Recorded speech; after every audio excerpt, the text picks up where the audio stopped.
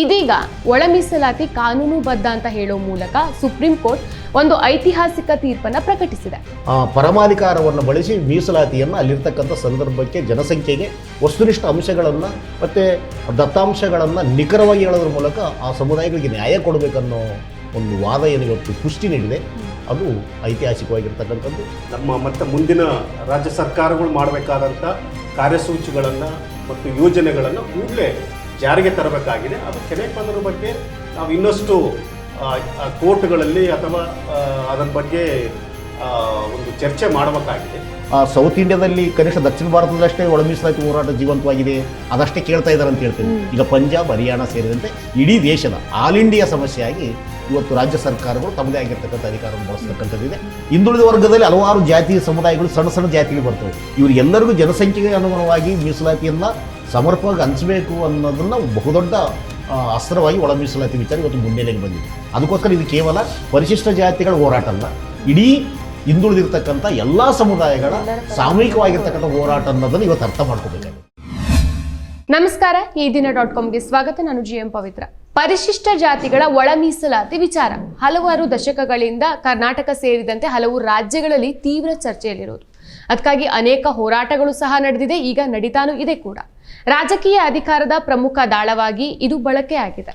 ಜನರ ಬೇಡಿಕೆ ಮತ್ತು ಹೋರಾಟ, ರಾಜಕೀಯ ಪಕ್ಷಗಳ ಅವಕಾಶವಾದಿ ನಿಲುವು, ಕಾನೂನಿನ ತೊಡಕುಗಳಿಂದ ಒಳ ಮೀಸಲಾತಿಯು ಒಂದು ಸಂಕೀರ್ಣ ಸಮಸ್ಯೆಯಾಗಿ ಮಾರ್ಪಟ್ಟಿತ್ತು. ಇದೀಗ ಒಳ ಮೀಸಲಾತಿ ಕಾನೂನುಬದ್ಧ ಅಂತ ಹೇಳೋ ಮೂಲಕ ಸುಪ್ರೀಂ ಕೋರ್ಟ್ ಒಂದು ಐತಿಹಾಸಿಕ ತೀರ್ಪನ್ನು ಪ್ರಕಟಿಸಿದೆ. ಸುಪ್ರೀಂ ಕೋರ್ಟ್ನ ಈ ತೀರ್ಪು ಮತ್ತೊಮ್ಮೆ ಹೋರಾಟಕ್ಕೂ ಕೂಡ ಕಾರಣ ಆಗಬಹುದು.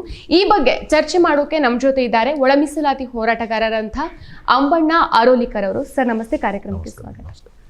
ಹಾಗೆಯೇ ನಮ್ಮ ಜೊತೆ ಮತ್ತೊಬ್ಬರಿದ್ದಾರೆ, ಸಾಮಾಜಿಕ ನ್ಯಾಯಕ್ಕಾಗಿ ಪರಿಶಿಷ್ಟ ಜಾತಿಗಳ ಒಕ್ಕೂಟದ ಪ್ರಧಾನ ಸಂಚಾಲಕರಾಗಿರುವಂತಹ ಬಸವರಾಜ್ ಕೌತಾಳ್ ಅವರು. ಸರ್ ನಿಮಗೂ ಕೂಡ ಕಾರ್ಯಕ್ರಮಕ್ಕೆ ಸ್ವಾಗತ. ಸರ್, ಈಗ ಮೊದಲನೇದಾಗಲಿ ನಾನು ಆಗಲೇ ಹೇಳಿದಾಗೆ ಸುಪ್ರೀಂ ಕೋರ್ಟ್ ತನ್ನ ತೀರ್ಪನ್ನು ನೀಡಿದೆ. ಬಟ್ ಈ ತೀರ್ಪಿನ ಪ್ರಮುಖ ಅಂಶಗಳೇನು ಅಂತ ಅಂಬಣ್ಣ ಅವರು ನೀವು?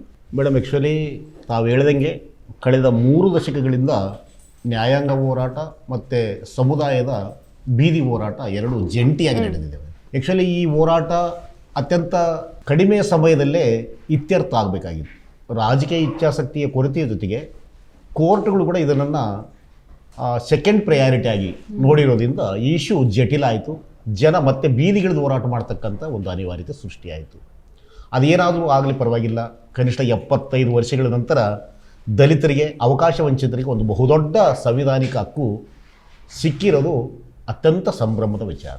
ತಡವಾಗಿದೆ, ನೊಂದಿದ್ದಾರೆ, ಈ ಹೋರಾಟದಲ್ಲಿ ಸಾಕಷ್ಟು ಜನ ಸತ್ತಿದ್ದಾರೆ, ಸಾಕಷ್ಟು ಜನ ಅಪಮಾನಕ್ಕೀಡಾಗಿದ್ದಾರೆ. ಲಕ್ಷಾಂತರ ಜನ ತಮ್ಮ ದಿನನಿತ್ಯದ ದುಡಿಮೆಯನ್ನು ಬಿಟ್ಟು ಈ ಹೋರಾಟಕ್ಕೆ ಹಲವಾರು ಸಾರಿ ಲಕ್ಷಾಂತರ ಜನ ಸೇರಿ ರಾಜಕೀಯೇತರವಾಗಿರ್ತಕ್ಕಂಥ ಹೋರಾಟವನ್ನು ಕಟ್ಟಿದರಲ್ಲಿ ಕರ್ನಾಟಕದಲ್ಲಿ ಬಹುದೊಡ್ಡ ಇತಿಹಾಸ.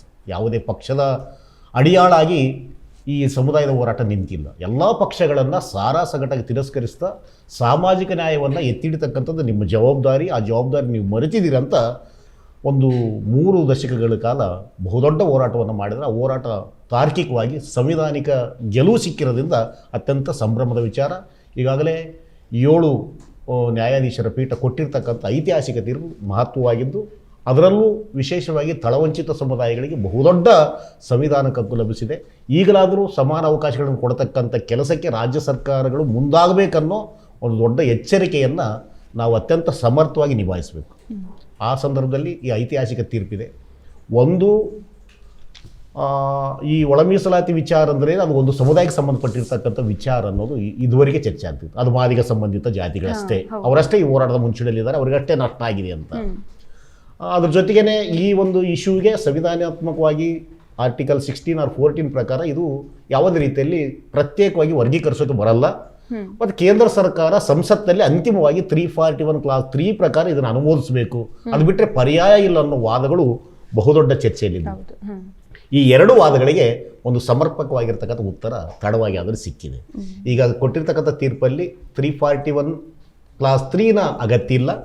ರಾಜ್ಯ ಸರ್ಕಾರಗಳು ತಮ್ಮದೇ ವಿವೇಚನಾಧಿಕಾರವನ್ನು ಬಳಸ್ತಕ್ಕಂಥ ಅಥವಾ ಪರಮಾಧಿಕಾರವನ್ನು ಬಳಸಿ ಮೀಸಲಾತಿಯನ್ನು ಅಲ್ಲಿರ್ತಕ್ಕಂಥ ಸಂದರ್ಭಕ್ಕೆ ಜನಸಂಖ್ಯೆಗೆ ವಸ್ತುನಿಷ್ಠ ಅಂಶಗಳನ್ನು ಮತ್ತು ದತ್ತಾಂಶಗಳನ್ನು ನಿಖರವಾಗಿ ಹೇಳೋದ್ರ ಮೂಲಕ ಆ ಸಮುದಾಯಗಳಿಗೆ ನ್ಯಾಯ ಕೊಡಬೇಕನ್ನೋ ಒಂದು ವಾದ ಏನಿವತ್ತು ಪುಷ್ಟಿ ನೀಡಿದೆ. ಅದು ಐತಿಹಾಸಿಕವಾಗಿರ್ತಕ್ಕಂಥದ್ದು. ದಲಿತರಿಗೆ ಅದರಲ್ಲೂ 101 ಜಾತಿಗಳಿಗೆ ಸಮಾನವಾಗಿರ್ತಕ್ಕಂಥ ನ್ಯಾಯ ಸಿಕ್ಕಿದೆ. ಇದು ಕೇವಲ ಮಾದಿಗರ ಹೋರಾಟ ಆಗಿದ್ದರೂ ಕೂಡ, ಮಾದಿಗರ ಮುಂಚೂಣಿಯಲ್ಲಿದ್ದರೂ ಕೂಡ ಇಡೀ 101 ಸಮುದಾಯಗಳಿಗೆ, ಉಪಜಾತಿಗಳಿಗೆ, ಪರಿಶಿಷ್ಟ ಜಾತಿಗಳಿಗೆ 101, ಪರಿಶಿಷ್ಟ ಪಂಗಡದ 51 ಉಪಜಾತಿಗಳು ಕೂಡ ಇವತ್ತು ಸಾಮಾಜಿಕ ನ್ಯಾಯ ಸಿಕ್ಕಿದೆ. 151 ಜಾತಿಗಳಿಗೆ ಸಾಮಾಜಿಕ ನ್ಯಾಯ, ಸಂವಿಧಾನಿಕ ನ್ಯಾಯ ಕೊಟ್ಟಿರ್ತಕ್ಕಂಥ ಹಿರಿಮೆ ಮಾದಿಗ ಸಮುದಾಯಕ್ಕೆ ದಕ್ತದೆ. ಈಗ ಬಸವರಾಜ್ ಅವರೇ, ನಿಮಗೆ ಕೇಳೋದಾದ್ರೆ, ಈಗ ಏನು ತೀರ್ಪು ಬಂದಿದೆ SC/ST ಒಳ ಮೀಸಲಾತಿ ಬಗ್ಗೆ, ತೀರ್ಪು ಬರ್ತಾ ಇದ್ದಾಗೆ ಮತ್ತೊಂದು ಪದ ಹೈಲೈಟ್ ಆಗಿದೆ, ಕ್ರಿಮಿಲೇಯರ್ ಅನ್ನೋದು. ಆಕ್ಚುಲಿ ಕ್ರಿಮಿಲೇಯರ್ ಅಂದ್ರೆ ಏನು? ಈ ಕ್ರಿಮಿಲೇಯರ್ಗೂ SC/ST ಒಳ ಮೀಸಲಾತಿಗೂ ಏನು ಸಂಬಂಧ? ಮೊಟ್ಟ ಮೊದಲನೇದಾಗಿ ಈ ದಿನದ .com ಇವತ್ತು ಈ ಚರ್ಚೆಯನ್ನು ಕರೆದಿರೋದು ಅತ್ಯಂತ ಹೃದಯಪೂರ್ವಕವಾಗಿ ಸ್ವಾಗತವನ್ನು ಬಯಸ್ತಾ ಇದ್ದೀನಿ. ಎರಡನೇದು, ಬಣ್ಣವರು ಹೇಳಿದಾಗೆ ನಿನ್ನೆ ಏನು ಮಾನ್ಯ ಭಾರತದ ಶ್ರೇಷ್ಠ ಸುಪ್ರೀಂ ಕೋರ್ಟು ಪರಿಶಿಷ್ಟ ಮೀಸಲಾತಿ ಒಳಗಡೆ ಸಬ್ ಕ್ಯಾಟಗರಿ ಒಳ ಮೀಸಲಾತಿಯನ್ನು ಜಾರಿಗೆ ತರಬೇಕು ಅನ್ನುವಂಥದ್ದು ಒಂದು ತಾತ್ವಿಕವಾಗಿ ಒಪ್ಕೊಂಡಿದ್ದಾರೆ. ಒಪ್ಕೊಂಡು ಮಾತ್ರ ಅಲ್ಲ, ಅದನ್ನು ಕೂಡಲೇ ರಾಜ್ಯ ಸರ್ಕಾರಗಳು ಮತ್ತು ಕೇಂದ್ರ ಸರ್ಕಾರಗಳು ಇದನ್ನು ಗಂಭೀರವಾಗಿ ಪರಿಗಣಿಸಿ ಜಾರಿಗೆ ಮಾಡುವಂಥ ಪರಮಾಧಿಕಾರ ಇದೆ ಅನ್ನುವಂಥದ್ದನ್ನು ಒಂದು ಸ್ಪಷ್ಟವಾದ ಸಂದೇಶವನ್ನು ಕೊಟ್ಟಿದ್ದಾರೆ. ಭಾಳ ಮುಖ್ಯವಾಗಿ ಈ ಒಂದು ತೀರ್ಪಿನ ಒಳಗಡೆ ಹಲವಾರು ರೀತಿಯ ಅವರವರ ಅಭಿಪ್ರಾಯ, 7 ಜನ ಅತ್ಯಂತ ಪ್ರಭಾವಿತರಾದಂಥ ಜಡ್ಜಸ್ಗಳು, ಮುಖ್ಯ ನ್ಯಾಯಾಧೀಶರು, ತುಂಬ ಅನುಭವಿ ಇರುವಂಥ ನ್ಯಾಯಾಧೀಶರು ಇದಕ್ಕೆ ಒಂದು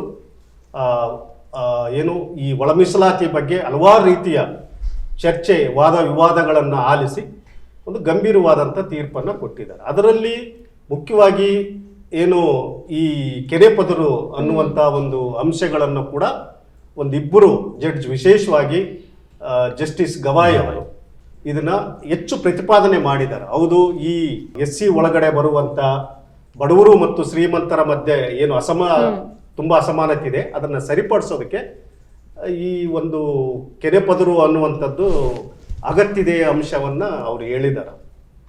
ಬಟ್ ಆದರೆ ಇವತ್ತಿನ ಸಾಮಾಜಿಕ ಪರಿಸ್ಥಿತಿ ಸಂದರ್ಭಗಳಲ್ಲಿ, ಇವತ್ತಿನ ಒಟ್ಟು ಮೀಸಲಾತಿ ಏನು ನಡೆದುಕೊಂಡು ಬಂದಿರುವಂಥ ಈ ಸಂದರ್ಭಕ್ಕೆ ಇವತ್ತು ಕೂಡ ಇರುವಂಥ 18% ಮೀಸಲಾತಿ ಅಥವಾ 24% ಮೀಸಲಾತಿ ಅಂತ ನಾವು ಏನೇನು ಅಭಿವೃದ್ಧಿ ಒಳಗಡೆ ಕೇಳ್ತಾ ಇದ್ದೀವಿ, ಅದು ಇನ್ನೂ ಕೂಡ ಆ ಸಮುದಾಯಗಳಿಗೆ ಇನ್ನೂ ರೀಚ್ ಆಗುವಂಥ ಪರಿಸ್ಥಿತಿ ಆಗಿಲ್ಲ. ಇನ್ನೂ ಅದರ ಪಾಲನ್ನು ಪಡೆದುಕೊಳ್ಳೋಕ್ಕೆ ಸಾಧ್ಯತೆ ಆಗಿಲ್ಲ. ಇನ್ನೂ ನಾವು ಮೀಸಲಾತಿ ಒಳಗಡೆ ಒಂದು 7ರಿಂದ 8% ಮೀಸಲಾತಿಯನ್ನು ಬಳಸ್ಕೊಳ್ಳೋಕೆ ಸಾಧ್ಯತೆ ಆಗಿದೆ, ಉದ್ಯೋಗ ಮತ್ತು ಶಿಕ್ಷಣ ಇನ್ನಿತರ ಕ್ಷೇತ್ರಗಳಲ್ಲಿ. ಹಂಗಾಗಿ ಈಗ ಇದ್ದಕ್ಕಿದ್ದಾಗೆ ಇದು ಬಹುಶಃ ಈ ಒಂದು ಏನು ಅಂಶವನ್ನು ಇಟ್ಕೊಂಡು ಈ ಕೆರೆಪದರು ಅನ್ನುವಂಥ ಅಂಶವನ್ನು ಬಹುಶಃ ಈ ಸಂದರ್ಭದಲ್ಲಿ ತಂದಿದ್ದಾರೆ. ಬಟ್ ಅದರ ಬಗ್ಗೆ ಇನ್ನಷ್ಟು ಗಂಭೀರವಾದಂಥ ಚರ್ಚೆ, ವಾದ ವಿವಾದಗಳು ಆಗಲಿ, ಅದ್ರ ಬಗ್ಗೆ ನಮಗೇನು ಅಭಿಪ್ರಾಯ ಏನಿಲ್ಲ.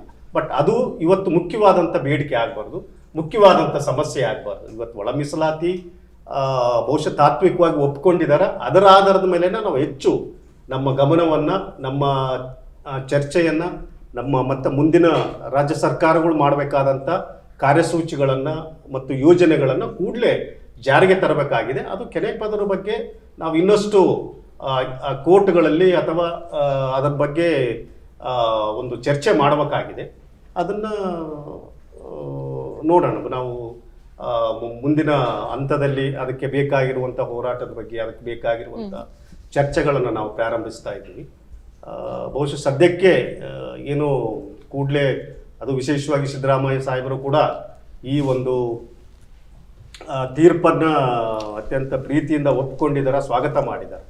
ಹಾಗಾಗಿ ಅವರೇ ಹೇಳಿದ್ದಾರೆ, ಕಳೆದ ಸಾರಿ ಸದಾಶಿವ ಆಯೋಗ, ಜಸ್ಟಿಸ್ ಸದಾಶಿವ ಆಯೋಗ ವರದಿಯನ್ನು ಜಾರಿಗೆ ತರಬೇಕಂತ ಹೋರಾಟ ಮಾಡಿದಾಗ, ಇಲ್ಲ ಈಗಾಗಲೇ ಹಿಂದಿನ ಸರ್ಕಾರ BJP ಸರ್ಕಾರ ಒಂದು ಶಿಫಾರಸನ್ನು ಕಳಿಸಿದೆ, ನಾವು ಕೂಡ ನಮ್ಮ ಕ್ಯಾಬಿನೆಟ್ಟಲ್ಲಿಟ್ಟು ನಮ್ಮದು ಒಂದು ಶಿಫಾರಸನ್ನು ಕೇಂದ್ರಕ್ಕೆ ಕಳಿಸ್ತೀವಿ, ಅದು 341(3)ಗೆ ಜಾರಿಗೆ ತರೋದಕ್ಕೆ.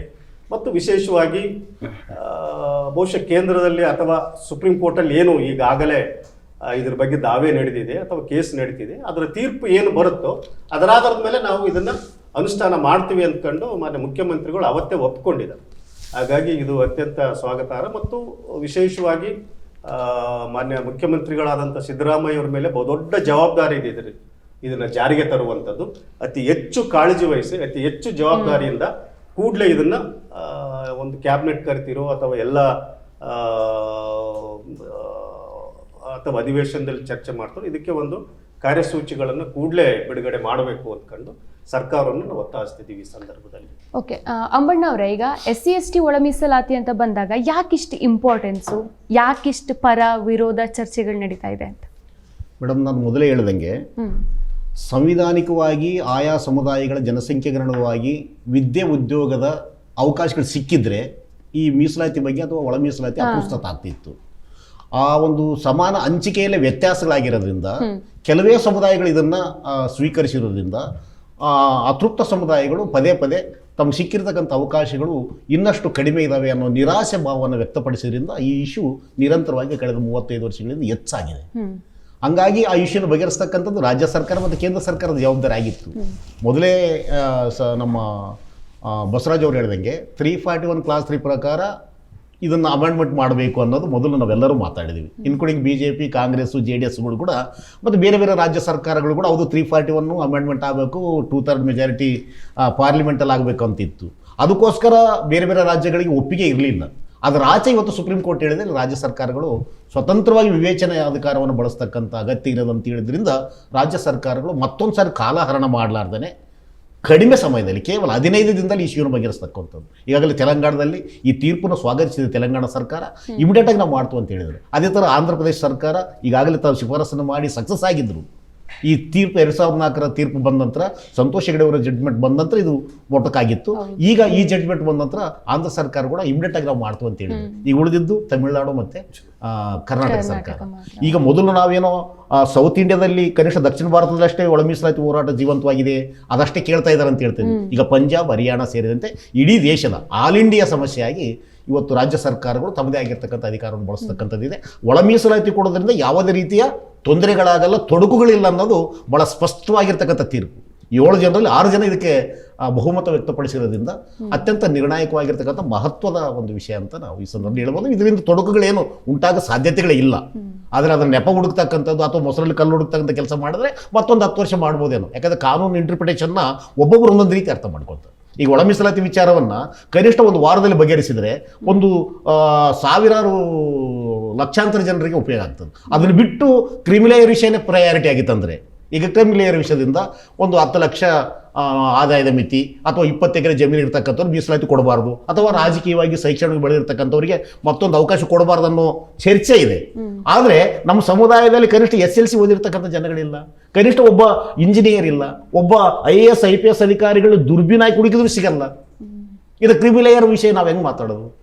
ಇದರಲ್ಲೂ ಕ್ರಿಮಿಲೇಯರ್ ಪಡೆದಿರ್ತಕ್ಕಂಥ ಕೆಲವು ಮೈಕ್ರೋ ಕಮ್ಯುನಿಟಿಗಳಿದ್ರೆ ಅದ್ರ ಬಗ್ಗೆ ತೀರ್ಮಾನ ಮಾಡಲಿ. 4 ಜನ ಜಡ್ಜಸ್ ಇದ್ರ ಬಗ್ಗೆ ತುಂಬ ಅಪಸ್ವರ ಎತ್ತಿರೋದ್ರಿಂದ ಅದಕ್ಕೆ ಕ್ರಿಮಿಲೇಯರ್ ಬಗ್ಗೆ ಚರ್ಚೆ ಆಗಿದೆ. ಬಟ್ ಒಳ ಮೀಸಲಾತಿಯನ್ನು ಪಡಲಾರತಕ್ಕಂಥ ಸಮುದಾಯಗಳ ಫಸ್ಟ್ ಪ್ರಯಾರಿಟಿ ಆದರೆ ಅವರಿಗೆ ಅವಕಾಶ, ಕನಿಷ್ಠ ಅವಕಾಶಗಳು ಕೊಟ್ಟಿಲ್ಲ.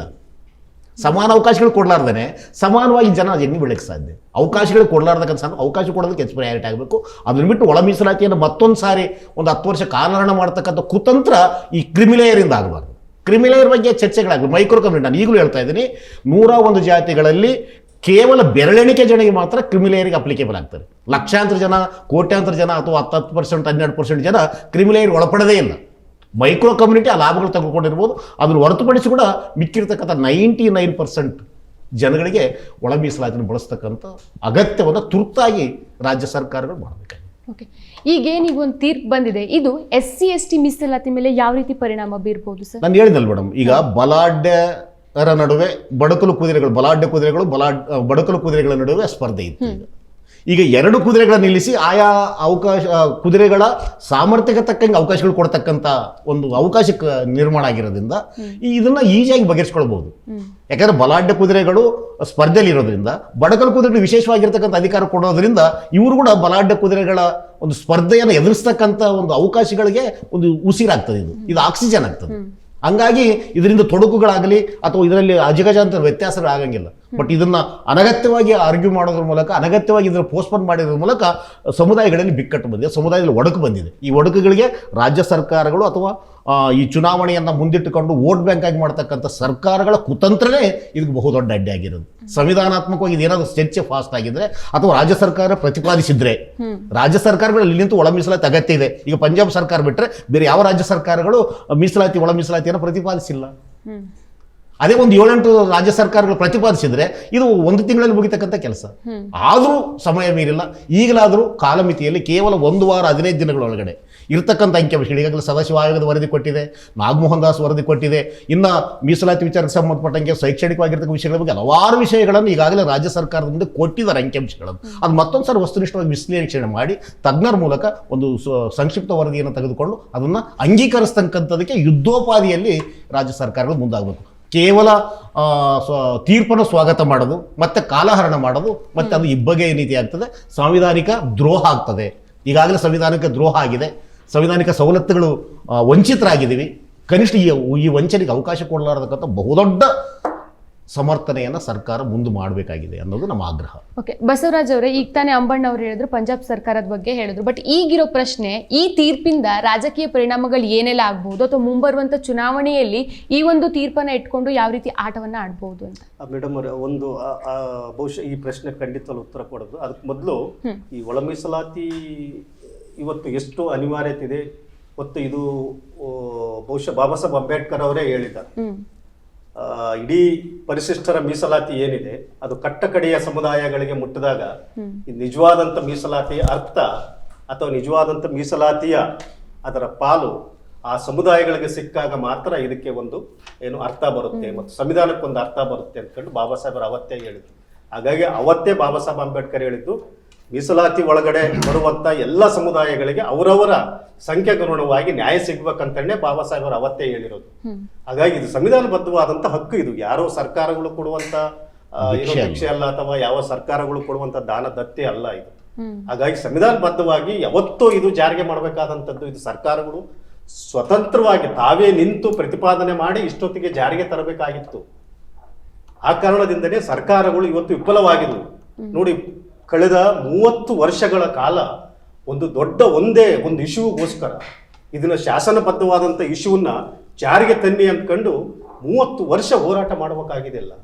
ಇದು ಎಂಥ ಒಂದು ಏನು ವಿಪರ್ಯಾಸ ಇದು. ಇದು ಆಳುವ ಸರ್ಕಾರಗಳ ಅಥವಾ ರಾಜಕೀಯ ಒಂದು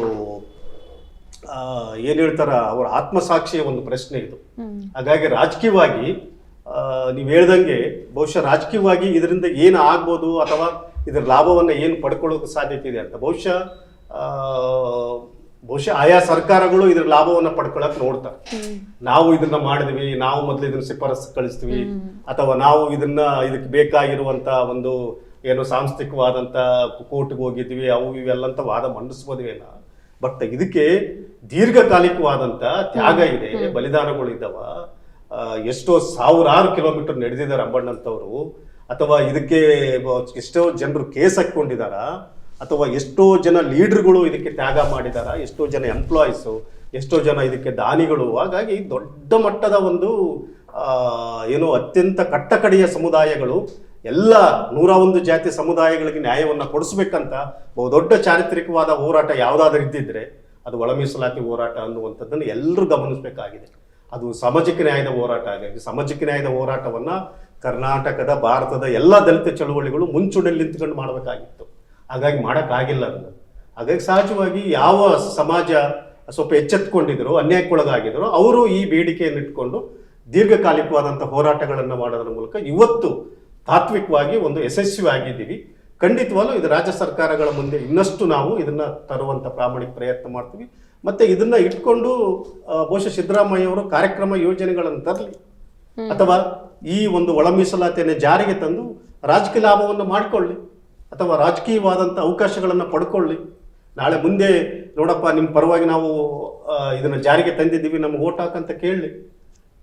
ಹೀಗಾಗಿ ಹಿಂದೆ ಮಾಡಿರುವಂಥ ಹಲವಾರು ಸಣ್ಣ ಪುಟ್ಟ ತಪ್ಪುಗಳು ಸಿದ್ದರಾಮಯ್ಯ ಅವರು ಮಾಡೋದನ್ನು ಬಿಟ್ಟು ಕೂಡಲೇ ಇದರಲ್ಲಿ ರಾಜಕೀಯ ಲಾಭ ನಷ್ಟಗಳು ಎಷ್ಟಿದಾವ, ಬೋವಿಲ್ ಅಂಬಾಣಿಗಳು ವಿರೋಧ ಮಾಡ್ತಾರ ಅಥವಾ ಇನ್ನಿತರೆ ಬೇರೆ ಬೇರೆ ಜನ ನಮ್ಮ ರಾಜಕೀಯ ಏನೋ ಹಿತಾಸಕ್ತಿಗಳು ಇದರಲ್ಲಿ ಬಹುಶಃ ಅವರು ಗಮನಿಸಿದ್ರೆ ಅಥವಾ ಅದನ್ನೇ ಹೆಚ್ಚು ಆದ್ಯತೆಯಾಗಿ ಇಟ್ಕೊಂಡ್ರೆ ಖಂಡಿತವಾಗ್ಲೂ ಸಾಮಾಜಿಕ ನ್ಯಾಯಕ್ಕೆ ಏನು ವಿರುದ್ಧ ಆಗುತ್ತೆ ಮತ್ತು ಸಂವಿಧಾನದ ಒಂದು ನ್ಯಾಯಕ್ಕೆ ಅದು ವಿರೋಧ ಆಗುತ್ತೆ. ಹಾಗಾಗಿ ಸಿದ್ದರಾಮಯ್ಯ ಸಾಹೇಬರು ಇದನ್ನ ಕೂಡಲೇ ಎಲ್ಲರನ್ನೂ ಕರೆದು ಇದಕ್ಕೆ ಬೇಕಾಗಿರುವಂಥ ಒಂದು ನೀಲಿ ನಕ್ಷೆಯನ್ನು ತಯಾರು ಮಾಡಬೇಕು. ಎಲ್ಲ ರಾಜ್ಯಗಳಿಗಿಂತ ಮೊದಲು ತೀರ ಬದ್ಧತೆಯಿಂದ ಸಿದ್ದರಾಮಯ್ಯ ಅವರು ಇದನ್ನು ಜಾರಿಗೆ ತರಬೇಕಂತ ನಾವು ಈ ಮೂಲಕ ಕೇಳ್ಕೊಳ್ತಿದ್ವಿ. ಮೇಡಮ್, ತಾವು ಇನ್ನು ರಾಜಕೀಯ ಬದಲಾವಣೆಗಳನ್ನು ಸಂಕ್ಷಿಪ್ತವಾಗಿ ನಾನು ಹೇಳ್ತೀನಿ. ಈಗ ರಾಜಕೀಯವಾಗಿರ್ತಕ್ಕಂಥ ಬದಲಾವಣೆಗಳು ಏನೇನಾಗ್ಬೋದು ಅಂದರೆ, ನೀವು 2018ರ ಚುನಾವಣೆಯನ್ನು ನೋಡಿದ್ರೆ ಅಥವಾ 2023 ಚುನಾವಣೆಯನ್ನು ನೋಡಿದ್ರೆ, ಎರಡು ಪಕ್ಷಗಳು ಒಳ ಮೀಸಲಾತಿಯನ್ನು ಮಾಡ್ತೀವಂತೇಳಿ ಮೋಸ ಮಾಡಿದಾಗ ಸೋಲಿಸ್ತಕ್ಕಂಥದ್ದು ಗೆಲ್ಲಿಸ್ತಕ್ಕಂಥ ಕೆಲಸನೂ ಮಾಡಿದ್ದಾರೆ. ಇದು ಕಾಂಗ್ರೆಸ್ಗೂ ಗೊತ್ತಿದೆ, ಬಿಜೆಪಿಗೂ ಗೊತ್ತಿದೆ. ಹಂಗಾಗಿ ಬಿಜೆಪಿ ಕಾಂಗ್ರೆಸ್ ಜಂಟಿಯಾಗಿ ಕೇಂದ್ರ ಸರ್ಕಾರಕ್ಕೆ ಶಿಫಾರಸು ಮಾಡಿದ್ರು. ಶಿಫಾರಸು ಮಾಡಿದ್ದು ಈಗ ನಿರರ್ಥಕ ಅಂತ ಗೊತ್ತಾದ ನಂತರ ಅನುಷ್ಠಾನ ಮಾಡೋದಕ್ಕೆ ಎರಡು ಪಕ್ಷಗಳು ಏಕಪಕ್ಷವಾಗಿ ತೀರ್ಮಾನ ಮಾಡ್ತಕ್ಕಂಥ ಒಂದು ಸದವಕಾಶ. ರಾಜ್ಯ ಸರ್ಕಾರಗಳು ಮತ್ತೊಂದು ಸಾರಿ ತಾವು ಮಾಡಿರ್ತಕ್ಕಂಥ ತಪ್ಪನ್ನು ತಿದ್ದುಕೊಂಡು ಇಮಿಡಿಯೇಟ್ ಆಗಿ ಇದನ್ನು ಅನುಷ್ಠಾನ ಮಾಡಿದ್ರೆ ಅವ್ರು ಮಾಡಿರ್ತಕ್ಕಂಥ ಚಾರಿತ್ರಿಕ ದ್ರೋಹ, ಅವ್ರು ಮಾಡಿರ್ತಕ್ಕಂಥ ಸಮುದಾಯದ ದ್ರೋಹನ ಋಣ ತೀರಿಸ್ತಕ್ಕಂಥ ಕೆಲಸ ಮಾಡಲಿಕ್ಕೆ ಇದೊಂದು ಜಡ್ಜ್ಮೆಂಟು ಮತ್ತೊಂದು ಸಾರಿ ಒಂದು ಸುವರ್ಣಾವಕಾಶವನ್ನು ರಾಜ್ಯ ಸರ್ಕಾರಗಳಿಗೆ ಕೊಟ್ಟಿದೆ. ಆಮೇಲೆ ಮತ್ತೊಂದು ನಾವಿಲ್ಲಿ ಗಮನಿಸಿದೇನಂತಂದ್ರೆ, ಈ ಒಂದು ತೀರ್ಪು ಬಂದ ತಕ್ಷಣ ಮತ್ತೆ ಮುನ್ನೆಲೆಗೆ ಬಂದಿದ್ದು ಜಸ್ಟಿಸ್ ಸದಾಶಿವ ಅವರ ಆಯೋಗದ ಒಂದು ವರದಿ. ಈಗ ತೀರ್ಪಿನ ನಂತರ ಈಗ ಇವರ ವರದಿಯಲ್ಲೇ ಇದು ಎಸ್ಟಾಬ್ಲಿಷ್ ಆಗತ್ತಾ ಅಥವಾ ಬೇರೆ ವರದಿ ಬರುವಂತ ಸಾಧ್ಯತೆಗಳಿದೆಯಾ? ಮೇಡಮ್, ಆ್ಯಕ್ಚುಲಿ ಸದಾಶಿವ ಆಯೋಗದ ವರದಿಯನ್ನು ಪ್ರಯಾರಿಟಿಯಾಗಿ ತೆಗೆದುಕೊಳ್ಬೇಕಾಗಿತ್ತು, ಅದು ಬಿಜೆಪಿ ಆಗಲಿ ಕಾಂಗ್ರೆಸ್ ಆಗಲಿ. ಫಸ್ಟ್ ಬಿಜೆಪಿ ಸರ್ಕಾರ ತನ್ನ ರಾಜಕೀಯ ಇತಿಮಿತಿಗಳನ್ನು ಈಡೇರಿಸ್ಕೊಳ್ಳೋಕ್ಕೋಸ್ಕರ ಸದಾಶಿವ ಆಯೋಗವನ್ನು ಕೊಟ್ಟಿರ್ತಕ್ಕಂಥ ವರದಿಯನ್ನು, ತಾವೇ ಮಾಡಿರ್ತಕ್ಕಂಥ ವರದಿಯನ್ನು, ತಾವೇ ಸ್ವೀಕರಿಸಿರ್ತಕ್ಕಂಥ ವರದಿಯನ್ನು ಸದನದಲ್ಲಿ ಬಹಿರಂಗವಾಗಿ ಚರ್ಚೆ ಮಾಡಬೇಕಾಗಿತ್ತು. ಆ ಚರ್ಚೆ ಮಾಡಲಾರ್ದೆ ಅದ್ರ ಬಗ್ಗೆ ಪೂರ್ವಗ್ರಹಗಳು ಸೃಷ್ಟಿಸಿ ಅದರಲ್ಲಿ ಬೋವಿ ಬಂಜಾರನ ತೆಗೆದುಹಾಕಬೇಕು ಅಂತ ಹೇಳ್ತಾ ಇದ್ದಾರೆ ಅನ್ನೋ ಅಪವಾದವನ್ನು ವಾಲಂಟಿಯರ್ ಸೃಷ್ಟಿ ಮಾಡಿ ಸದಾಶಿವ ಆಯೋಗನ ದಾರ್ಕಲ್ಲಿಟ್ಟರು. ಆ್ಯಕ್ಚುಲಿ ಅದು ಬಹಳ ಸ್ಪಷ್ಟವಾಗಿ ಹೇಳಿದ್ದಾರೆ, ಸದಾಶಿವ ಆಯೋಗ ಆಗಲಿ ಅಥವಾ ಯಾವುದೇ ಒಂದು ನ್ಯಾಯಾಂಗ ಒಂದು ಸಮಿತಿ ಯಾವುದೇ ಜಾತಿನ ತೆಗಿತಕ್ಕಂಥ ಅಥವಾ ಬಿಡತಕ್ಕಂಥ ಅಧಿಕಾರ ಇಲ್ಲ ಅಂತ ಸದಾಶಿವ ಅವರು ಹೇಳಿದ್ದಾರೆ, ಸಂವಿಧಾನದಲ್ಲೂ ಇದೆ. ಬಟ್ ಇವರು ಅನಗತ್ಯವಾಗಿ ಆ ವಿವಾದನ ಕ್ರಿಯೇಟ್ ಮಾಡಿ ಸದಾಶಿವ ಆಯೋಗನ ಡಾರ್ಕಲ್ಲಿಟ್ಟರು. ಸದಾಶಿವ ಅವರು ಬಹಳ ಸ್ಪಷ್ಟವಾಗಿ ಹೇಳಿದ್ದಾರೆ, 3% ಬೋವಿ ಬಂಜಾರಿಗೆ ಕೊಡಬೇಕು, 6% ಮಾದಿಗರಿಗೆ ಕೊಡಬೇಕು. 6% ಮಾದಿಗರು ಒಂದು ಜಾತಿ ಅಲ್ಲ ಮೇಡಮ್, ಮಾದಿಗ ಸಂಬಂಧಿತ 51 ಜಾತಿಗಳು, ಛಲವಾದಿ ಸಂಬಂಧಿತ 28 ಜಾತಿಗಳಿಗೆ 5%. ಆಕ್ಚುಲಿ ಬೋವಿ ಬಂಜಾರ ಸಂಬಂಧಪಟ್ಟಿರ್ತಕ್ಕಂಥ ಜಾತಿಗಳಿಗೆ 3%, ಅಲೆಮಾರಿ ಸಮುದಾಯಗಳಿಗೆ 1% ಕೊಡಬೇಕನ್ನೋದನ್ನ ಅವರು ಮಾಡಿದ್ರು. ಈಗ 17% ಆಗಿದೆ, ಸ್ವಲ್ಪ ಮೀಸಲಾತಿ ಪ್ರಮಾಣ ಹೆಚ್ಚು ಕಡಿಮೆ ಆಗಿದೆ. ಬಟ್ ಸದಾಶಿವ ಆಯೋಗದ ವಸ್ತುನಿಷ್ಠ ಅಂಶಗಳನ್ನು ಇವರು ಪರಿಶೀಲಿಸಬಹುದಾಗಿತ್ತು, ಅದರಲ್ಲಿರ್ತಕ್ಕಂಥ ತಪ್ಪುಗಳು ತಿದ್ದಬಹುದಾಗಿತ್ತು. ತಾವೇ ಮಾಡಿರ್ತಕ್ಕಂಥ ಸರ್ಕಾರ ಮಾಡಿರ್ತಕ್ಕಂಥ ವಿವೇಚನಾಧಿಕಾರವನ್ನು ಜೊತೆಯಲ್ಲಿ ಇಟ್ಕೊಂಡು ಅದನ್ನು ವಸ್ತುನಿಷ್ಠವಾಗಿ ಚರ್ಚೆ ಮಾಡಿ ಅದರಲ್ಲಿರ್ತಕ್ಕಂಥ ಲೋಪಗಳು ತಿದ್ದಿ ಶಿಫಾರಸು ಮಾಡಬೇಕಾಗಿತ್ತು. ಅದರ ಬಗ್ಗೆ ಏನು ಚರ್ಚೆ ಮಾಡಲಾರ್ದೇ ಅದನ್ನು ಡಾರ್ಕಲ್ಲಿಟ್ಟು ಕಳಿಸಿರ್ತಕ್ಕಂಥದ್ದಿದೆ. ಈಗಲೂ ಕೂಡ ಅದನ್ನು ಪರಿಶೀಲಿಸ್ತಕ್ಕಂಥ ಅವಕಾಶ ವಿರೋಧ ಪಕ್ಷಗಳಿಗಿದೆ, ಆಡಳಿತ ಪಕ್ಷಗಳಿಗಿದೆ. ಈಗ ಸದಾಶಿವ ಆಯೋಗ ವರದಿನೇ ಸಪೋಸ್ ಜಾರಿಯಾದ್ರೆ ನಿಮ್ಮ ಹೋರಾಟಕ್ಕೆ ನ್ಯಾಯ ಸಿಗತ್ತಾ?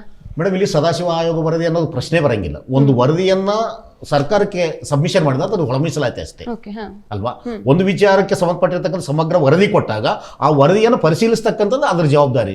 ಅದರ ಕಂಟೆಂಟ್ ಏನು, ಸದಾಶಿವ ಅವರ ಆಶಯ ಏನು, ಒಳ ಮೀಸಲಾತಿಯನ್ನ ನೊಂದ ಜನಗಳಿಗೆ ಅವರ ಜನಸಂಖ್ಯೆಗೆ ಅನುಗುಣವಾಗಿ ಹೆಂಗ್ ಕೊಡಬೇಕು, ಯಾರು ಆರ್ಥಿಕವಾಗಿ ಹಿಂದುಳಿದಿದ್ದಾರೆ, ಯಾರು ಆರ್ಥಿಕವಾಗಿ ಮುಂದಿದ್ದಾರೆ ಅನ್ನೋ ವಸ್ತುನಿಷ್ಠ ವಿಶ್ಲೇಷಣೆ ಅದರಲ್ಲಿತ್ತು.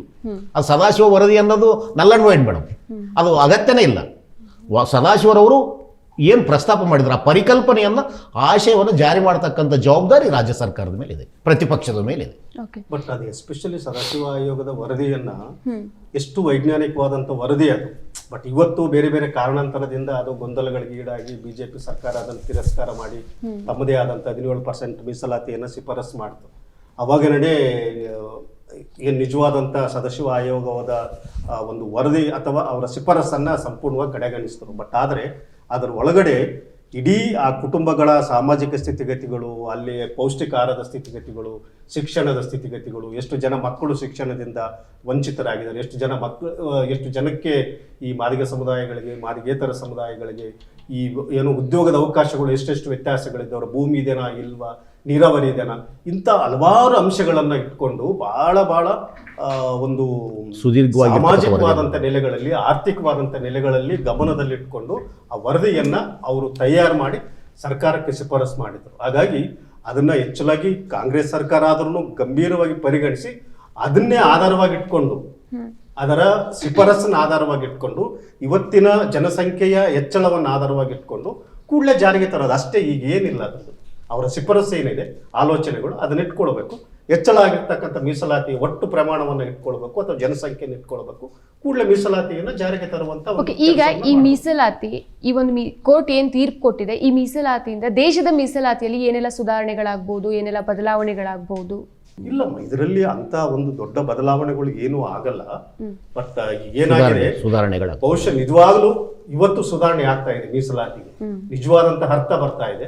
ನಿಜವಾದಂತ ಕಟ್ಟಕಡೆಯ ಏನು ಮನುಷ್ಯನಿಗೆ, ಕಟ್ಟಕಡೆಯ ಸಮುದಾಯಗಳಿಗೆ ಈ ಎಲ್ಲ ಅವಕಾಶಗಳು ತಲುಪ್ತವ ಅನ್ನುವಂಥದ್ದು ಒಂದು ಇದೆಯಲ್ಲ, ಕಡ್ಡಾಯವಾಗಿ ಖಂಡಿತವಾಗ್ಲೂ ಎಲ್ರಿಗೂ ಕೂಡ ಅವಕಾಶ ಸಿಕ್ಕಂತ ಆಗುತ್ತೆ. ಈಗ ನಾವು ಬಹುಶಃ ತೀರ್ಪು ಕೊಟ್ಟಿರೋದು ಶಿಕ್ಷಣ, ಉದ್ಯೋಗ ಮತ್ತು ಅಭಿವೃದ್ಧಿಗಳಲ್ಲಿ, ಇನ್ನು ರಾಜಕೀಯವಾಗಿ ಇದರಲ್ಲಿ ಸೇರಿಸಿಲ್ಲ. ರಾಜಕೀಯ ಅವಕಾಶಗಳು, ರಾಜಕೀಯ ಸ್ಥಾನಮಾನಗಳ ಬಗ್ಗೆ ಸೇರಿಸಿಲ್ಲ. ಹಾಗಾಗಿ ಶಿಕ್ಷಣ, ಉದ್ಯೋಗ ಮತ್ತು ಅಭಿವೃದ್ಧಿ ಇವು ಖಂಡಿತವಾಗ್ಲೂ ಯಾವ್ಯಾವ ಸಮುದಾಯಗಳಿಗೆ ಮುಟ್ಟಕ್ಕಾಗ್ತಿರ್ಲಿಲ್ವೋ, ತಲುಪಕ್ಕಾಗ್ತಿರ್ಲಿಲ್ವೋ, ಯಾವ್ಯಾವ ಸಮುದಾಯಗಳು ವಂಚಿತರಾಗಿದ್ದಾರೋ, ಯಾವ್ಯಾವ ಸಮುದಾಯಗಳು ಇನ್ನಷ್ಟು ಅನ್ಯಾಯಕ್ಕೊಳಗಾಗಿದ್ದಾರೋ ಅವರಿಗೆ ಈ ಅವಕಾಶಗಳು ತಲುಪೋದಕ್ಕೆ ಇದರಿಂದ ಸಾಧ್ಯತೆ ಇದೆ, ಒಳ ಮೀಸಲಾತಿಯಿಂದಲೇ ಅನ್ನುವಂಥದ್ರ ಬಗ್ಗೆ ಅದು ಸಂವಿಧಾನಬದ್ಧವಾದಂಥ ಏನೋ ನೀತಿ ಅದು. ಹಾಗಾಗಿ ಇದು ಇನ್ನಷ್ಟು ಸಂವಿಧಾನಕ್ಕೆ, ಮೀಸಲಾತಿಗೆ ಇನ್ನಷ್ಟು ಗಟ್ಟಿತನ ಬರುತ್ತೆ, ಇನ್ನಷ್ಟು ಅದಕ್ಕೆ ಬೇಕಾಗಿರುವಂತ ಏನು ಸಂವಿಧಾನಿಕವಾದಂತ ಸಾಮಾಜಿಕ ನ್ಯಾಯದ ಒಂದು ಗಟ್ಟಿತನ ಸಂವಿಧಾನಕ್ಕೆ ಇನ್ನಷ್ಟು ಅದಕ್ಕೆ ಒಂದು ಏನು ಶಕ್ತಿ ಬರುತ್ತೆ.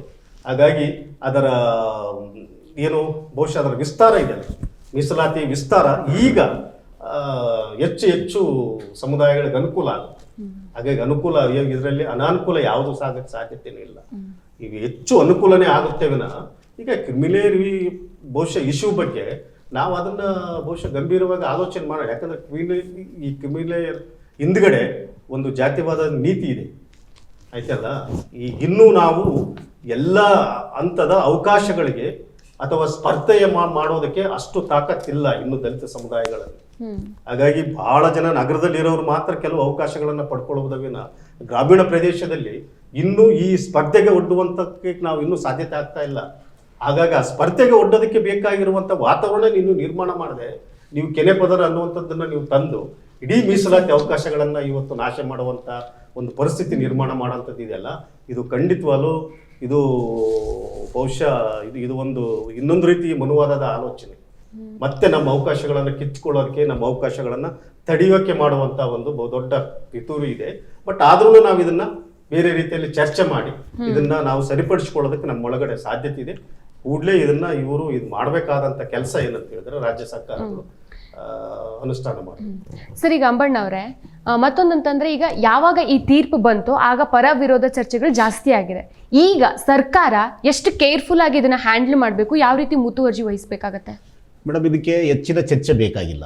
ಇದಕ್ಕೆ ಚರ್ಚೆಗೆ ಅವಕಾಶ ಕೊಟ್ಟಂಗೆಲ್ಲ ಹಲವಾರು ರೀತಿಯ ವಿವಾದಗಳು ಇದ್ದೇ ಇರ್ತದೆ. ಯಾವ ಜಡ್ಜ್ಮೆಂಟ್ ಕೂಡ ಬಹಳ ಸ್ವಾಗತಪೂರ್ವಕವಾಗಿ ಒಪ್ಕೊಂಡಿರ್ತಕ್ಕಂಥ ಇತಿಹಾಸ ಇಲ್ಲ. ಹಂಗಾಗಿ ರಾಜ್ಯ ಸರ್ಕಾರ ಸಾಂವಿಧಾನಿಕವಾಗಿ ಇದನ್ನ ಅರ್ಥ ಮಾಡ್ಕೊಳ್ಬೇಕಾಗಿದೆ. ಸಂವಿಧಾನಕ್ಕೆ ಗೌರವ ಕೊಡಬೇಕನ್ನೋ ಕನಿಷ್ಠ ಸೌಜನ್ಯ ಅವರಿಗಿದ್ರೆ ಇಮಿಡಿಯೇಟ್ ಆಗಿ ಅನುಷ್ಠಾನ ಮಾಡಬೇಕು. ವಾದಗಳು ಪ್ರತಿವಾದಗಳು ಸಾಯವರೆಗೆ ಇರ್ತದೆ. ಈಗ ಸರ್ಕಾರಕ್ಕೆ ಯಾವೆಲ್ಲ ಸವಾಲುಗಳು ಬರಬಹುದು? ಸವಾಲುಗಳು ಏನು ಪ್ರಶ್ನೆಗಳೇ ಇಲ್ಲ ಮೇಡಮ್. ಸಂವಿಧಾನ ತೀರ್ಪನ್ನ, ಒಂದು 6 ಜನ ನ್ಯಾಯಾಧೀಶರ ತೀರ್ಪನ್ನ ಬೇಷರತ್ತಾಗಿ ಅವ್ರು ಒಪ್ಕೊಳ್ಳೇಬೇಕು. ಅದನ್ನು ವಿರುದ್ಧವಾಗಿ ಮಾತಾಡಕ್ ಬರಲ್ಲ. ಇಬ್ರು 3 ಜನ ಯಾರಾದರೂ ಅದನ್ನ ಕಾಂಟೆಸ್ಟ್ ಮಾಡಿದ್ರೆ ಮಾಡಬಹುದು. ಬಟ್ ಅದಕ್ಕೂ ಸಪರೇಟ್ ಪ್ರಾಸೆಸ್ ಇದೆ, ಅದಕ್ಕೊಂದು ಟೈಮ್ ಇದೆ. ಅದನ್ನ ನಾವು ಪಾಸಿಟಿವ್ ಆಗಿ ನೋಡೋಣ. ಇದರಲ್ಲಿ ಪರ ವಿರೋಧಗಳಿಗೂ ಅವಕಾಶ ಕೊಡೋದ್ರಿಂದ. ಬಟ್ ನಿಜವಾಗಿರ್ತಕ್ಕಂಥ ವಿಷಯ ಈಗಾಗಲೇ ಕಾಲಾಂತರ ಆಗಿದೆ, ಕಾರಣಾಂತರಗಳಿಂದ ಕಾಲಹರಣ ಆಗಿದೆ. ಆ ಕಾಲಹರಣ ಆಗಲಾರ್ದಂಗೆ ಸರ್ಕಾರ ಈ ಬಿಗಿಯಾಗಿರ್ತಕ್ಕಂಥ ನಿಲುವನ್ನು ತೆಗೆದುಕೋಬೇಕು. ಇಲ್ಲಕ್ಕೆ ವಾದ ವಿವಾದಗಳು ಕೊಟ್ಟರೆ ಇನ್ನು 10 ವರ್ಷ 20 ವರ್ಷ ಆಗ್ತದೆ. ಈಗಾಗಲೇ 75 ವರ್ಷ ಕಳೆದಿದೆ. ಒಂದು ಸಂವಿಧಾನಿಕ ಹಕ್ಕು ಪಡ್ಕೊಳ್ಳೋಕ್ಕೆ ಶತಮಾನ ಬೇಕಾ? 75 ವರ್ಷಗಳು ಪೂರ್ಣ ಆಗಿದೆ. ಇನ್ನು 25 ವರ್ಷ ಅದನ್ನೇ ಚರ್ಚೆ ಮಾಡಬೇಕಾ? ಯಾಕೆ ನಾನು ಆ್ಯಕ್ಚುಲಿ ಬಸವರಾಜ್ ಅವರು ಹೇಳಿದಂಗೆ ಕೆನೆ ಪದರ ವಿಷಯ ಯಾವಾಗ ಬರ್ತದೆ? ನೀವು ಇರ್ತಕ್ಕಂಥ ಮೀಸಲಾತಿಯನ್ನು ಸಮರ್ಪಕವಾಗಿ ಜನರು ಕೊಟ್ಟಿದ್ರೆ ಅದರಿಂದ ಅವರು ಚೇತರಿಸಿಕೊಂಡು ಅಭಿವೃದ್ಧಿಯಾಗಿ ಲಕ್ಷಾಂತರ ಕೋಟ್ಯಾಂತರ ಹಣವನ್ನ ಸಂಪಾದನೆ ಮಾಡ್ತಕ್ಕಂಥ ಅವಕಾಶಗಳು ಬಂದಾಗ ಕೆನೆ ಪದರು ಬರ್ತದೆ. ನೀವು ಅವಕಾಶಗಳೇ ಕೊಟ್ಟಿಲ್ಲ, ಖಾಸೀಕರಣ ಮಾಡಿದಿರಿ, ಉದಾರೀಕರಣ ಮಾಡಿದಿರಿ, ಉದ್ಯೋಗಗಳೇ ಇಲ್ಲ, ಫ್ಯಾಕ್ಟ್ರಿಗಳೆಲ್ಲ ಬಂದ್ ಮಾಡಿದಿರಿ, ಕನಿಷ್ಠ ಜನರಿಗೆ ಕೊಡ್ತಕ್ಕಂಥ ಹುದ್ದೆಗಳೆಲ್ಲ ಖಾಲಿ ಇದಾವೆ. 90% ಹುದ್ದೆಗಳು ಇವತ್ತು ರಾಜ್ಯ ಸರ್ಕಾರದ, ಕೇಂದ್ರ ಸರ್ಕಾರದ ಹುದ್ದೆಗಳು ಖಾಲಿ ಇದಾವೆ. ಸ್ಯಾಂಕ್ಷನ್ ಮಂಜೂರಿ ಆಗಿರ್ತಕ್ಕಂಥ ಹುದ್ದೆಗಳು ಯಾವುವು ಭರ್ತಿ ಆಗಿಲ್ಲ. ಇನ್ಕ್ಲೂಡಿಂಗ್ ಪೌರ ಕಾರ್ಮಿಕರ ಹುದ್ದೆಗಳು ಭರ್ತಿ ಆಗಿಲ್ಲ, ಕಸ ಬೆಳಿತಕ್ಕಂಥವ್ರದ್ದಾಗಿಲ್ಲ, ಕಕ್ಕಸ್ ಗುಡಿಸ್ತಕ್ಕಂಥವ್ರು ಖಾಲಿ ಇಟ್ಟಿದ್ದೀರಿ, ಯಾವುದೇ ಮಿಷನ್ಗಳು ತಂದಿದ್ದೀರಿ. ನಿಜವಾಗಿರ್ತಕ್ಕಂಥ ಜನರಿಗೆ ಮಾನವ ಸಂಪನ್ಮೂಲಕ್ಕೆ ಅವಕಾಶನ ಕೊಡಲಾರ್ದೇ ನೀವೆಲ್ಲ ಫ್ಯಾಕ್ಟ್ರಿಗಳನ್ನ ಅಥವಾ ಇದನ್ನ ಸಾಮಾಜಿಕ ಸೌಲಭ್ಯಗಳು ಕೊಡಲಾರ್ದೇ ನೀವು ಮೀಸಲಾತಿ ಕೊಟ್ಟಿರನ್ನೋ ನೈತಿಕತೆ ನಿಮಗಿಲ್ಲ. ಹಂಗಾಗಿ ನೀವು ಫಸ್ಟ್ ಪ್ರಯಾರಿಟಿ ಆಗಿ ಈ ಮೀಸಲಾತಿನ ಸಮರ್ಪಕವಾಗಿ ಅನುಷ್ಠಾನ ಮಾಡಬೇಕು. ಅದು ಮಾಡಲಾರ್ದೇ ನೀವು ಕೆನೆಪದರ ಬಗ್ಗೆ ಮಾತಾಡ್ತಕ್ಕಂಥ ನೈತಿಕತೆನೇ ಇಲ್ಲ ಅನ್ನೋದನ್ನ ನಾವು ಈ ಸಂದರ್ಭದಲ್ಲಿ ಹೇಳ್ಬೇಕಾಗ್ತದೆ. ಓಕೆ, ಈ ತೀರ್ಪಿಂದ ಈಗೇನು ತೀರ್ಪು ಬಂದಿದೆ ಆ ಸುಪ್ರೀಂ ಕೋರ್ಟ್ನ ತೀರ್ಪಿಂದ ನಿಮ್ಮ ಪ್ರಕಾರ ಶಿಕ್ಷಣದಲ್ಲಾಗಿರ್ಬೋದು ಮತ್ತು ಉದ್ಯೋಗದಲ್ಲಾಗಿರ್ಬೋದು ಯಾವ ರೀತಿ ಪರಿಣಾಮಗಳಾಗ್ಬೋದು ಅಂತ? ಖಂಡಿತ ದೊಡ್ಡ ಮಟ್ಟದ ಬದಲಾವಣೆಗಳಾಗ್ತದೆ ಮೇಡಮ್. ಯಾಕಂದರೆ ಓದಕ್ಕೆ ಅವಕಾಶ ಸಿಗಲಾರ್ದೇ ವಿದ್ಯೆ ಹೆಂಗೆ ಬರ್ತದೆ, ಉದ್ಯೋಗ ಹೆಂಗೆ ಬರ್ತದೆ, ಅಭಿವೃದ್ಧಿ ಹೆಂಗಾಗ್ತದೆ? ಓದಕ್ಕೆ ಅವಕಾಶ ಕೊಟ್ಟಿಲ್ಲ, ಉದ್ಯೋಗನ ಕೇಳೋಕ್ಕೆ ನನಗೇನಿದೆ? ಈಗ ನಮ್ಮ ಹಳ್ಳಿ ಗ್ರಾಮೀಣ ಮಟ್ಟದಲ್ಲಿ ಊಟಕ್ಕೋಸ್ಕರ ಜನ ಸಾಯ್ತಾ ಇದ್ದಾರೆ, ಅಪೌಷ್ಟಿಕತೆಯಿಂದ ಸಾಯ್ತಾ ಇದ್ದಾರೆ, ಶಾಲೆಯಿಂದ ಮಕ್ಕಳು ಹೊರಗೆ ಇದ್ದಾರೆ, ಲಕ್ಷಾಂತರ ಜನ ಇದ್ದಾರೆ, ಸರ್ಕಾರ ವರದಿಗಳಿದೆ. ಅವ್ರನ್ನ ಮುಖ್ಯವಾಹಿನಿಗೆ ತರಬೇಕು, ಅವರಿಗೆ ಅವಕಾಶಗಳು ಕೊಡಬೇಕು, ಅವ್ರಿಗೆ ಹಲವಾರು ರೀತಿಯ ಅವಕಾಶಗಳು ಕೊಟ್ಟು ಅವರಿಗೆ ಹೆಚ್ಚಿನ ಉನ್ನತ ವ್ಯಾಸಂಗಕ್ಕೆ ಅವ್ರನ್ನ ಪ್ರೋತ್ಸಾಹಿಸ್ತಕ್ಕಂಥ ಕೆಲಸ ಆದರೆ ಅವರು ಉದ್ಯೋಗಕ್ಕೆ ಬರ್ತಾರೆ.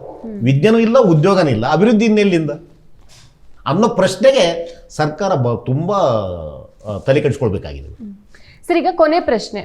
ಈಗ ಕೋರ್ಟು ತೀರ್ಪನ್ನ ನೀಡಿದೆ, ಮೀಸಲಾತಿಗೆ ಅವಕಾಶವನ್ನ ಕೊಟ್ಟಿದೆ. ಆದರೆ ಆ SC/ST ಬರುವಂಥ ಒಳ ಪಂಗಡಗಳಿಗೆ ಮತ್ತು ಒಳ ಜಾತಿಗಳಿಗೆ ಯಾರ್ಯಾರಿಗೆ ಕೊಡಬೇಕು ಅನ್ನೋ ನಿರ್ಧಾರವನ್ನ ಸರ್ಕಾರಕ್ಕೆ ಬಿಟ್ಟಿದೆ. ಈಗ ಸರ್ಕಾರ ಯಾವೆಲ್ಲ ಮಾನದಂಡಗಳನ್ನ ಗಮನದಲ್ಲಿಟ್ಟುಕೊಂಡು ಯಾವೆಲ್ಲ ಜನರನ್ನ ಸೆಲೆಕ್ಟ್ ಮಾಡುತ್ತೆ, ಹೇಗೆ ಸೆಲೆಕ್ಟ್ ಮಾಡಬೇಕು ಅಂತ? ಬಹಳ ಮುಖ್ಯವಾಗಿ ಈ ಒಳ ಮೀಸಲಾತಿಯ ಒಂದು 101 ಜಾತಿಗಳಿಗೆ ಅವರವರ ಜನಸಂಖ್ಯೆಗೆ ಅನುಗುಣವಾಗಿ ಇದು ಪಾಲನ್ನು ಹಂಚಿಕೊಳ್ಳದೆ ನಿಜವಾದಂಥ ಈ ಒಳ ಮೀಸಲಾತಿಯ ಮೂಲ ಆಶಯ. ಅದರಲ್ಲಿ ವಿಶೇಷವಾಗಿ ಮಾದಿಗ ಸಂಬಂಧಿತ ಜಾತಿಗಳೊಳಗೆ, ಈಗ ಮಾದಿಗರು ಮಾತ್ರ ಅಲ್ಲ, ಮಾದಿಗರು ಒಳಗಡೆ ಇರ್ತಕ್ಕಂಥ ಉಪ ಜಾತಿಗಳು ಇದ್ದಾವಲ್ಲ, ಮಾದಿಗರು ಇರ್ತಕ್ಕಂಥ 51 ಜಾತಿಗಳಿಗೂ ಸಮಾನವಾದ ಅವಕಾಶಗಳು ಸಿಗುವ ಥರದ್ದು ನಾವು ನೋಡಬೇಕಾಗಿದೆ. ಚಲುವಾದಿ ಸಮುದಾಯ ಅಥವಾ ವಲಯ ಸಮುದಾಯದಲ್ಲೂ ಮಧ್ಯೆ ಇರುವಂಥ ಹಲವಾರು ಉಪಜಾತಿಗಳಿಗೂ ಕೂಡ ಅವಕಾಶಗಳು ಸಿಗಬೇಕು. ಅದರಲ್ಲಿ ಮಹಿಳೆಯರಿಗೆ ಸಿಗಬೇಕು, ಅದರಲ್ಲಿ ಮಕ್ಕಳಿಗೆ ಅವಕಾಶಗಳು ಸಿಗಬೇಕು, ಅದರಲ್ಲಿ ಅಲೆಮಾರಿ ಸಮುದಾಯಗಳಿಗೆ ಅವಕಾಶಗಳು ಸಿಗಬೇಕು. ಹಾಗಾಗಿ ಸಮಾಜದ ಕಟ್ಟ ಕಡೆಯಲ್ಲಿರುವಂಥ ಸಮುದಾಯಗಳು ಇವತ್ತಿಗೂ ಕೂಡ ಸಮಾಜದ ಮುಖ್ಯವಾಹಿನಿಗೆ ಬರೋಕ್ಕಾಗ್ತಿಲ್ಲ, ಶಿಕ್ಷಣ ಪಡೆಯೋಕ್ಕಾಗ್ತಾ ಇಲ್ಲ, ಇವತ್ತಿಗೂ ಅವರಿಗೆ ಒಂದು ಸ್ವಂತ ಮನೆಗಳಿಲ್ಲ, ಇವತ್ತಿಗೂ ಅವ್ರು ಶಿಕ್ಷಣಕ್ಕೆ ಹೋಗೋಕ್ಕಾಗ್ತಾ ಇಲ್ಲ. ಹಾಗಾಗಿ ಅಂಥ ಎಲ್ಲ ಸಮುದಾಯಗಳಿಗೆ ಸರ್ಕಾರ ಈಗ ಒಂದು ನ್ಯಾಯಬದ್ಧವಾಗಿ ಅವರವರ ಸಂಖ್ಯೆಗೆ ಅನುಗುಣವಾಗಿ ನ್ಯಾಯವನ್ನು ಕೊಡೋದಕ್ಕೆ ಈಗ ಒಂದು ಒಳ್ಳೆ ಕಾಲ ಬಂದಿದೆ. ಸುಪ್ರೀಂ ಕೋರ್ಟ್ ಈಗ ಒಳ್ಳೆ ತೀರ್ಪನ್ನು ಕೊಟ್ಟಿದೆ. ಅದರ ಪ್ರಕಾರ ಖಂಡಿತವಲ್ಲ ರಾಜ್ಯ ಸರ್ಕಾರ ಮಾಡೋದಕ್ಕೆ ಸಾಧ್ಯತೆ ಇದೆ. ಹಾಗಾಗಿ ಬಹುಶಃ ಈ ಒಳ ಮೀಸಲಾತಿಯನ್ನ 101 ಜಾತಿಗಳಿಗೆ ಹಂಚುವಂತ ನಿಜವಾದಂಥ ಮೀಸಲಾತಿಯ ಅನುಷ್ಠಾನ ಮಾಡೋದಕ್ಕಿರಬೇಕಾದಂಥ ಬಹುದೊಡ್ಡ ಮಾನದಂಡ, ಬಹುದೊಡ್ಡ ಕಾರ್ಯಕ್ರಮ ಈಗ ಹೆಚ್ಚಳಕ್ಕೆ ಪ್ರಾರಂಭ ಮಾಡಬೇಕಾಗಿದೆ ರಾಜ್ಯ ಸರ್ಕಾರ. ಯಾಕಂತ ಹೇಳಿದ್ರೆ ಈಗ ಏನು ಅಸಮಾಧಾನಗಳು ಇದ್ವಲ್ಲ, ಕೆಲವು ಸಮಾಜಗಳು ಇದನ್ನ ಅವಕಾಶಗಳು ಪಡ್ಕೊಂಡ್ರು, ಕೆಲವು ಸಮಾಜಕ್ಕೆ ಅವಕಾಶಗಳು ಸಿಗ್ಲಿಲ್ಲ. ಈ ಅಸಮಾಧಾನ ಏನು ಇತ್ತು, ಅಸಮಾಧಾನವನ್ನು ಸರಿಪಡಿಸೋದಕ್ಕೆ ಸರ್ಕಾರಕ್ಕೆ ಇದು ಒಳ್ಳೆ ಅವಕಾಶ, ಈಗ ಮಾಡಲೇಬೇಕಾಗಿದೆ ಅದು. ಹಾಗಾಗಿ ಇದನ್ನ ಆದ್ಯತೆಯಾಗಿ ಇಟ್ಕೊಂಡು ರಾಜ್ಯ ಸರ್ಕಾರ ಈ ಎಲ್ಲ ಸಮುದಾಯಗಳು 101 ಜಾತಿ ಸಮುದಾಯಗಳಿಗೆ ಅವರವರ ಸಂಖ್ಯೆಗೆ ಅನುಗುಣವಾಗಿ ಅವರವರ ಸಾಮಾಜಿಕ ಸ್ಥಿತಿಗತಿಗೆ ಅನುಗುಣವಾಗಿ ಕೂಡಲೇ ಯೋಜನೆಗಳನ್ನು ರೂಪಿಸುವಂಥ ಒಂದು ಕೆಲಸಗಳನ್ನು ಮಾಡಬೇಕು. ಈಗಾಗಲೇ ಆಂಧ್ರ ಮತ್ತು ತೆಲಂಗಾಣದಲ್ಲಿ ಈಗಾಗಲೇ ಈ ಸಮುದಾಯಗಳ ಪರವಾದಂಥ ಕೆಲವು ಯೋಜನೆಗಳನ್ನು ಜಾರಿಗೆ ತಂದರು. ಈಗಾಗಲೇ ಜಿಲ್ಲಾವಾರು ಕಾರ್ಯಕ್ರಮಗಳು, ಅಭಿವೃದ್ಧಿ ಕಾರ್ಯಕ್ರಮಗಳು ಜಾರಿಗೆ ತಂದಿದ್ರು. ಬೇರೆ ಬೇರೆ ಕಾರಣಾಂತರದಿಂದ ಕೋರ್ಟಲ್ಲಿ ಸ್ಟೇ ಇರೋದ್ರಿಂದ ಅವು ನಿಂತೋದು, ಮತ್ತೆ ಈಗ ಪ್ರಾರಂಭ ಮಾಡ್ಕುವಂತ ಈಗಾಗಲೇ ಒಪ್ಕೊಂಡಿದ್ದಾರೆ. ಹಾಗಾಗಿ ನಮಗೆ ಇರುವಂತ ದೊಡ್ಡ ಮುಖ್ಯವಾದಂತ ಪ್ರಶ್ನೆ ಏನಂದ್ರೆ 2 ಇದ್ದಾವೆ ಮೇಡಮ್. ಒಂದು, ರಾಜ್ಯ ಸರ್ಕಾರದ ಮೇಲೆ ಒತ್ತಡ ತಂದು ಕೂಡಲೇ ಇದನ್ನ ಜಾರಿಗೆ ತರಬೇಕು ಅನ್ನುವಂಥದ್ದು ಒಂದು ಪ್ರಮುಖವಾದಂಥ ಬಹುದೊಡ್ಡ ಹೋರಾಟ, ಅಥವಾ ಸರ್ಕಾರದ ಮೇಲೆ ಒತ್ತಡ ತರುವಂಥ ಕೆಲಸವನ್ನು ನಾವು ಮಾಡೇ ಮಾಡ್ತೀವಿ. 2ನೇದು, ಇದರಲ್ಲಿ ಎಲ್ಲ ಜಾತಿ ಒಳಗೊಂಡು 101 ಜಾತಿಯವ್ರನ್ನ ಒಳಗೊಂಡು ಈ ಕೆಲಸವನ್ನು ನಾವು ಮಾಡ್ತೀವಿ. ಮತ್ತೆ ನಾವು ಬರೀ ಮಾದಿಗ ಮತ್ತು ಸಮುದಾಯ ಮಾತ್ರ ಅಲ್ಲ, ಈಗ ಆ ಕಾರಣದಿಂದಲೇ ಸಾಮಾಜಿಕ ನ್ಯಾಯಕ್ಕಾಗಿ ಪರಿಶಿಷ್ಟ ಜಾತಿಗಳ ಒಕ್ಕೂಟ 101 ಜಾತಿಗಳ ಒಂದು ಒಕ್ಕೂಟವನ್ನು ನಾವೇನು ಮಾಡ್ಕೊಂಡಿದ್ದೀವಿ, ಅವರೆಲ್ಲರೂ ಸೇರಿ ಸರ್ಕಾರದ ಮೇಲೆ ಒಂದು ಒಕ್ಕೊರಳಿನ ಒತ್ತಡವನ್ನು ತರ್ತಿದ್ವಿ. 2ನೇದು, ಶಿಕ್ಷಣ, ಉದ್ಯೋಗ ಮತ್ತು ಅಭಿವೃದ್ಧಿ ಅವಕಾಶಗಳು ಮಾತ್ರ ಇರೋದು ಇದರಲ್ಲಿ. ಹಾಗಾಗಿ ಮುಂದೆ ಇದನ್ನ ಒಂದು ರಾಜಕೀಯ ಕ್ಷೇತ್ರಕ್ಕೆ ವಿಸ್ತರಿಸಕ್ಕೆ ಸಾಧ್ಯತೆ ಇದೆನಾ ಅನ್ನೋದ್ರ ಬಗ್ಗೆ ಒಂದು ಚರ್ಚೆಯನ್ನು ಪ್ರಾರಂಭ ಮಾಡ್ತೀವಿ. ಯಾಕಂದ್ರೆ ರಾಜಕೀಯ ಅವಕಾಶನೂ ಕೂಡ ಮೀಸಲಾತಿ ಅವಕಾಶದಲ್ಲಿ ಶಿಕ್ಷಣ, ಉದ್ಯೋಗ ಯಾವ ರೀತಿಯಲ್ಲಿ ಅವಕಾಶನೂ, ಅದೇ ರೀತಿಯಲ್ಲಿ ರಾಜಕೀಯ ಅವಕಾಶನೂ ಕೂಡ ಅದೇ ರೀತಿ ಜನಸಂಖ್ಯಾವಾರು ಅನುಷ್ಠಾನ ಆಗಬೇಕು, ಜನಸಂಖ್ಯಾವಾರು ಹಂಚಿಕೆ ಆಗಬೇಕು ಅನ್ನುವಂಥ ಒಂದು ಸರ್ಕಾರದ ಮೇಲೆ ಒಂದು ಡಿಮ್ಯಾಂಡನ್ನು ಇಡುವಂಥ ಒಂದು ಕೆಲಸವನ್ನು ನಾವು ಮಾಡ್ತೀವಿ ಸದಾ.